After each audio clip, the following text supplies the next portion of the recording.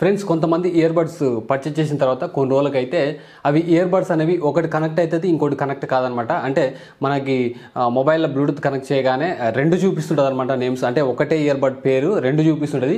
ఒకదాన్ని క్లిక్ చేస్తే ఒకటే కనెక్ట్ అవుతుంది, ఇంకో దాన్ని క్లిక్ చేస్తే ఇది డిస్కనెక్ట్ అయ్యి ఇంకోటి కనెక్ట్ అవుతుంది అనమాట. అంటే ఏం లేదు, ఒకటి కనెక్ట్ అయితే ఇంకోటి కనెక్ట్ కాదు, ఇది కనెక్ట్ అయితే ఇది కనెక్ట్ కాదనమాట. సో ఇట్లా చాలామందికి ప్రాబ్లమ్స్ అయితే ఫేస్ చేస్తుంటారు.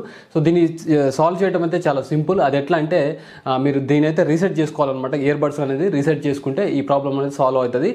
సింపుల్గా చెప్పాలంటే మీ దగ్గర ఇయర్ బడ్స్ కొన్నప్పుడు ఒకటి మన యూజర్ మాన్యువల్ వస్తుంది కదా, దాంట్లోనే ఎట్లా రీసెట్ చేయాలి అనేది అయితే డీటెయిల్స్ అయితే ఉంటాయి అనమాట. సో ఈ మొబైల్లో బ్లూటూత్లో మీరు ఆల్రెడీ పేర్ చేసిన ఈ ఇయర్ బడ్స్ నేమ్స్ మోడల్స్ ఉంటాయి కదా, ఇవనేవి కంప్లీట్గా అన్పేర్ అయితే చేసేయండి. సో టోటల్గా అన్పేర్ చేసిన తర్వాతనే మీరు ఇప్పుడు నేను చెప్తా ఈ ప్రాసెస్ అనేది ఫాలో కాండి. తర్వాత సో మీకు ఈజీగా రీసెట్ అవుతుంది, మీ ప్రాబ్లం అనేది సాల్వ్ అవుతుంది. కాబట్టి సో మీరు దీని గురించి తెలుసుకోవాలంటే మొత్తం వీడియో స్కిప్ చేయకుండా లాస్ట్ వరకు అయితే చూడండి.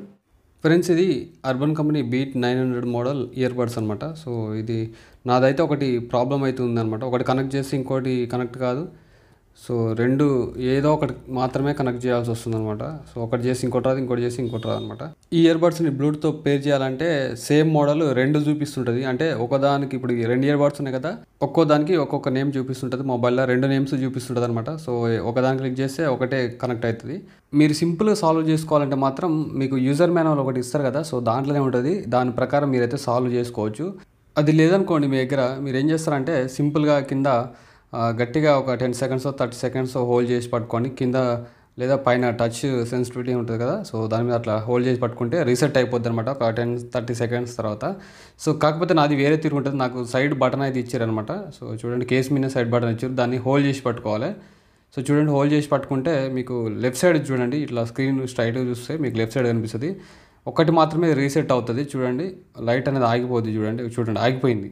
ఒకటి మాత్రమే రీసెట్ ఎందుకు అయిందంటే లూజ్ కనెక్షన్ అనమాట. సో నేను తోటి టైట్గా ఇట్లా గట్టిగా పట్టి మళ్ళీ ఇక్కడ హోల్డ్ చేసి పట్టుకోగానే సో మళ్ళీ లైటింగ్ బ్లింకింగ్ పోయి మళ్ళీ బ్లూ లైట్ వైట్ లైట్ వచ్చేసినాయి అనమాట. సో రీసెట్ అయితే అయిపోయినాయి రెండు.